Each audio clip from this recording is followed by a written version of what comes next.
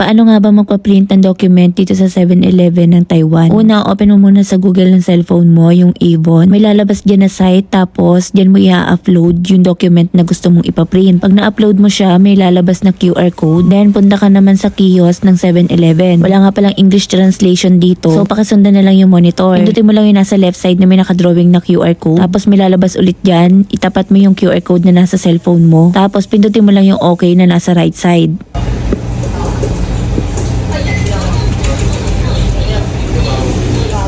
Pag na-scan na yung QR code mo, may lalabas naman dyan at pindutin mo yung nasa unahan. And then yung nasa pinakadulo sa right side. And intayin mo lang mag-loading. Pag nabasa na yung QR code, lalabas na dyan yung document na gusto mong ipaprint. Double check mo lang and then pindutin mo na ulit yung nasa pinakababa. Lalabas ulit dyan kung ilan copy. And then yung nasa pangalawa, kung black and white ba or color. Yung pinindot ko is yun yung color. Tapos pindutin mo ulit yung nasa pinakababa na right side. Pindutin mo lang ng paulit-ulit yung nasa right side. 3 NT pag black and white and 10 NT pag color. Tapos may note dyan na kailangan mo i-inform yung clerk para gumana yung printer. Sabi mo na yan dun sa cashier, automatic na magpiprint na yan.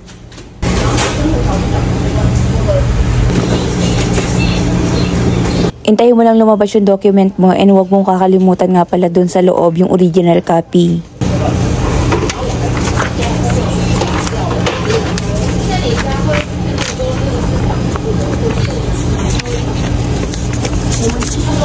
After mo naman magpa-print, may lalabas din na QR code para yun ang ipapakita mo sa cashier para magbayad.